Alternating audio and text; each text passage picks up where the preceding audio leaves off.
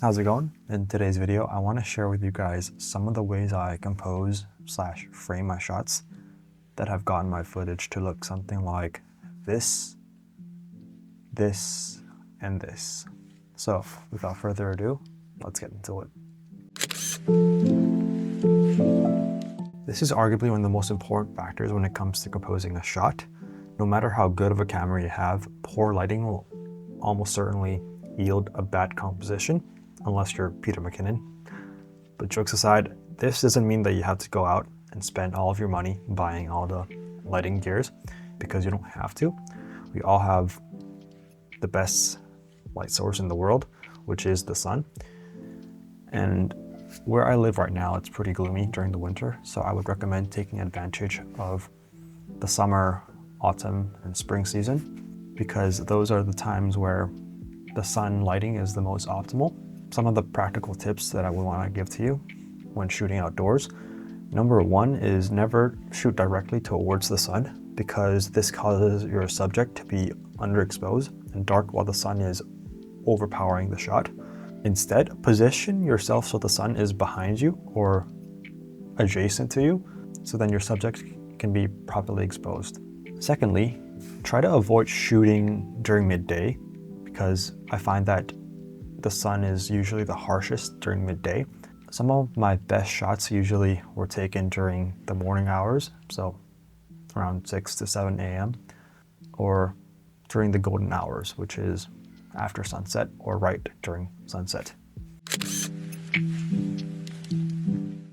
Another way of bringing your image to life, or your composition to life even more, is by creating depth. The way we do this is, there are several techniques, but the most common one, the one I use the most often, is finding a foreground object to place in front of my frame or subject. If I were to pair this with a very low f-stop lens, for example f1.8 or f2.8, this effectively creates a beautiful foreground blur that isolates your subject and emphasizes it even more. And there are many other ways to create depth, which include utilizing leading lines, which is using man-made or natural artifacts to create like this line that leads the viewer's eyesight towards the subject, or even using contrast, which there are many ways of doing so. One of the ways is using complementary colors, which is pairing two opposite colors in the color wheel. Now this goes into color theory, and I won't get into this. By pairing two colors opposite of each other in the color wheel, this creates a very aesthetically pleasing view to the human eye. And here are some of the shots I have composed before using complementary colors, and let me know if this is aesthetically pleasing. Another way of creating contrast is by using shadows and highlights. By composing a shot where there are certain parts that are darker and certain parts that are lighter, creates this contrast. And by placing your subject in the highlights, this creates like a emphasis on the subject itself. You probably have heard of the rule of thirds. While I've used that to a very certain extent, I've been shifting more of my composition towards the rule of fourths.